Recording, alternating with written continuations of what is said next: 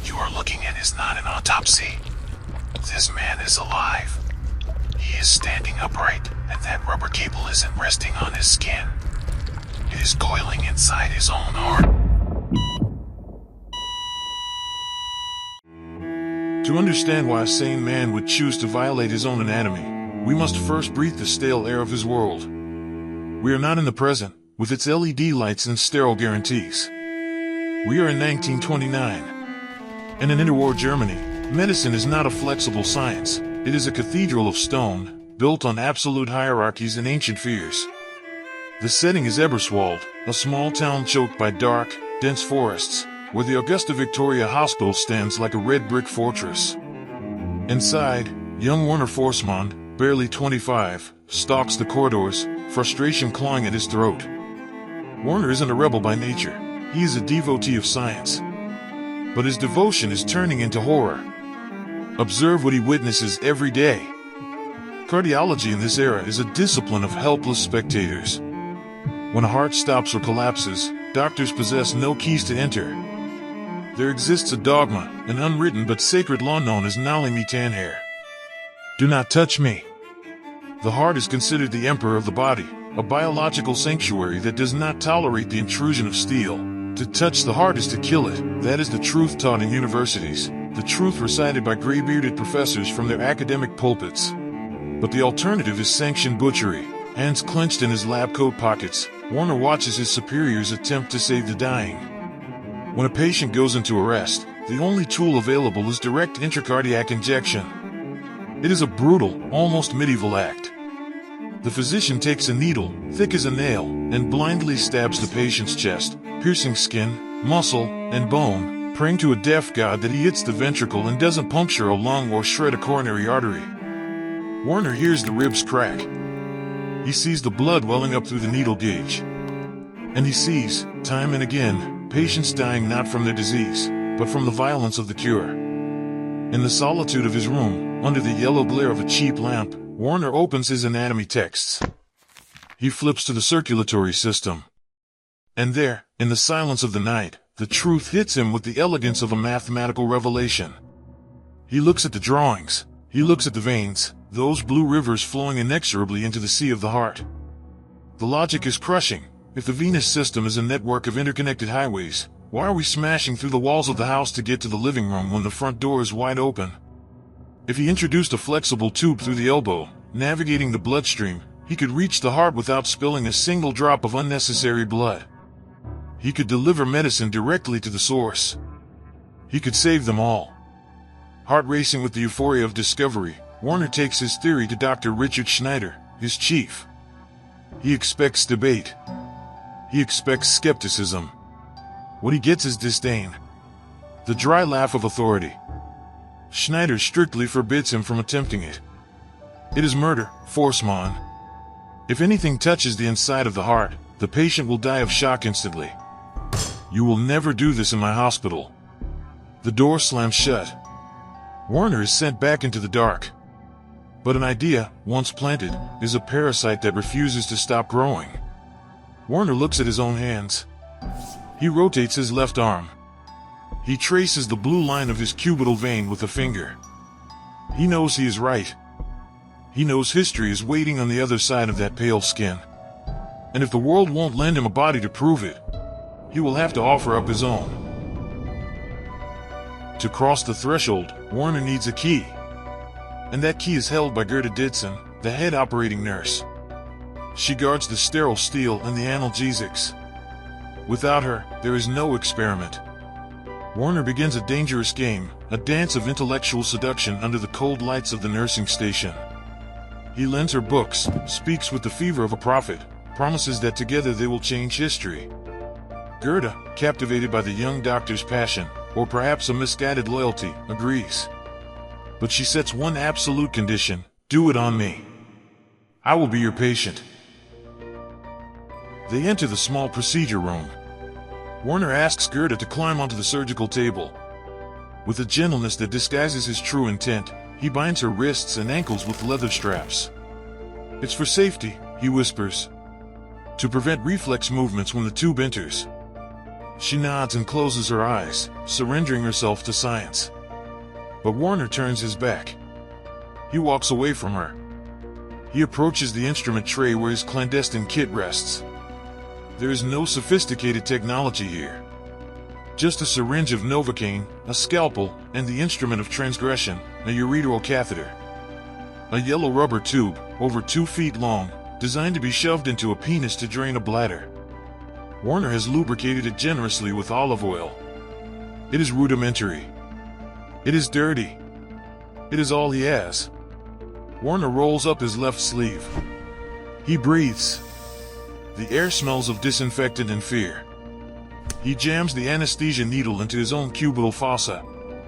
He waits a few seconds for the chemistry to deaden the nerves. And then, he takes the scalpel. The cut doesn't hurt, but it is felt. It is a separation. Werner watches his own skin part, revealing the subcutaneous fat and, beneath it, the dark blue shimmer of the vein. Blood wells up, hot and vital, staining his gown, staining the floor. With a single hand, manipulating the tools with agonizing clumsiness, he dissects the tissue until the vessel is isolated. Now comes the moment that defies evolution. Werner takes the tip of the rubber tube and threads it into the open vein. There is no sharp pain. What there is a sensation of absolute violation. An alien presence sliding under the skin. Werner pushes. The tube advances. 4 inches. 8. He can feel it. This is not a metaphor. He can physically feel the object grazing the inner walls of his arm, climbing like a blind worm through the darkness of his anatomy. The catheter reaches the armpit. Werner feels a cold tickle in his shoulder. He keeps pushing. 12 inches. The tube curves under the collarbone. It is now entering the thorax. The intruder has crossed the border into the torso. Werner is breathing heavily, but he does not stop. His mind is dissociated from the panic. He is a clinical observer of his own invasion. At that instant, Gerda opens her eyes. The silence has lasted too long. She turns her head and sees the scene. Werner, pale, a rivet of blood running down his arm, frantically feeding a cable into his own body. She tries to break free, but the straps hold. Werner! What are you doing? Werner turns to her. He has nearly 20 inches of rubber inside his circulatory system. Calm down, Gerda, he says, his voice sounding strangely steady, almost ghostly. It's done. We need an X-ray. No one will believe us without a picture. What follows is a sequence of dreamlike nightmare. They embark on the longest walk of their lives. They must leave the room, cross the corridor, and descend the stairs to the X-ray basement. Werner walks. Every step is a gamble against death. He feels the tube vibrating inside his superior vena cava with every impact of his heels against the floor. If he coughs, the tube could perforate the vein. If he stumbles, it could tear the atrium. He runs into a colleague, Dr. Romeis. The man freezes, staring at the catheter dangling from Werner's arm like a grotesque marionette. He lunges at him, trying to rip it out. You're insane! Get that out of you! Werner has to fight. With the tube grazing the entrance of his heart, he shoves his friend away, shielding his arm with his body. No! I have to see it! I have to get to the mirror. Finally, they reach the dark room in the basement. The finish line. The fluoroscopy machine waits like an electric judge. Werner steps behind the screen. Sweat soaks his back. His hands tremble, but his will is iron. The tube is inside. In the radioactive gloom of the basement, Werner orders the nurse to hold a mirror in front of the fluoroscope screen. He needs to see. He needs to witness his own profanation. The machine hums. X-rays punch through his flesh. And in the mirror, the truth appears in grayscale. Werner sees his ribs. He sees the ghostly shadow of his spine. And he sees, with a clarity that freezes his blood, the black line of the catheter. It hasn't stopped at the shoulder. It hasn't stopped at the entrance. The tip of the tube rests placidly inside the right atrium. The intruder is on the throne. And the most terrifying part isn't the static image, it's the movement. The tube vibrates. It dances to the rhythm of the cardiac contractions. Werner's heart hasn't stopped. It hasn't gone into shock. On the contrary, it continues to beat, indifferent, embracing the foreign object as if it were part of its own architecture. Werner feels a euphoria that transcends biology. He snaps the picture. That grainy plate is his trophy, his letter of marque toward immortality. Then, with the calm of a man returned from the dead, he extracts the tube. Over 2 feet of rubber slide out of his body, glistening and wet, stained with his own blood. But the history of medicine rarely rewards those who cross the line first. Often, it punishes them. That same afternoon, with his arm still bandaged and the smell of iodine on his skin, Werner presents the X-ray to Dr. Schneider. He expects all. He expects the old professor to acknowledge that the dogma has been broken. Schneider looks at the plate. He looks at Werner. And what he sees is not a scientific breakthrough. He sees a scandal. He sees an insubordinate resident who has endangered the hospital's reputation with a suicidal magic trick. The German medical community, rigid and proud, reacts with devastating verbal violence. The specialized press tears him apart. A prominent professor from Berlin writes the final sentence in a public letter. With such methods, Mr. Forssman might qualify as a surgeon in a circus, but not in a decent German hospital. A surgeon for a circus. Those words destroy his career. Werner is fired. All doors slam shut. No one wants to hire the catheter lunatic. The man who held the key to curing hearts is exiled from cardiology forever. Imagine the bitterness of the following years. While the world keeps turning, Werner Forssmann vanishes. He moves to the Black Forest. He becomes an anonymous country doctor. The man who touched the inside of the human heart spends his days treating colds, prescribing cough syrup, and chopping wood to heat his home during the long winters. War comes. Werner is dragged into the horror of the Eastern Front as a military doctor. He sees bodies shredded by shrapnel, sees the despair in prisoner camps. He survives, but his scientific spirit is extinguished under layers of mud and silence.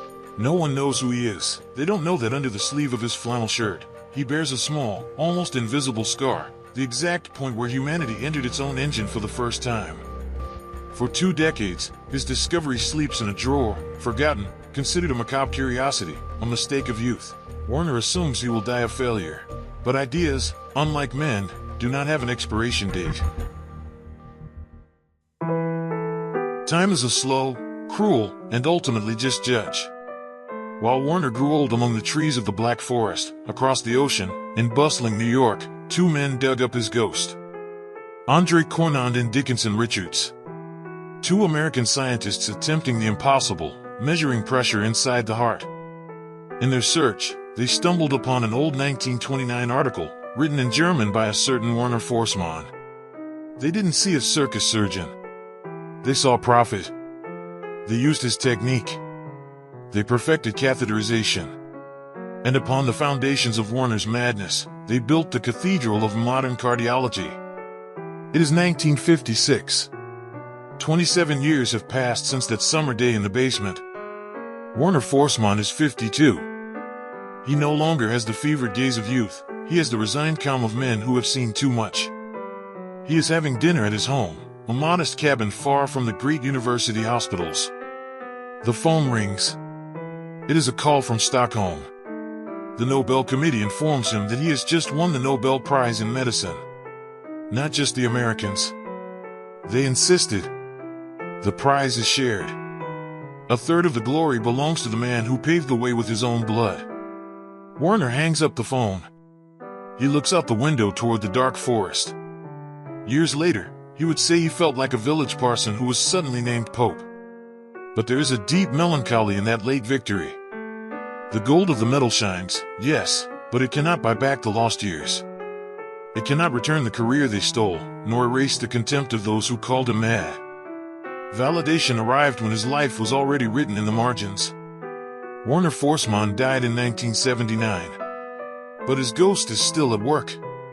Today, right now, in thousands of hospitals around the world, a doctor threads a catheter into a patient's wrist who is suffering a heart attack. The tube rises, crosses the shoulder, and enters the heart to open a blocked artery. The patient breathes.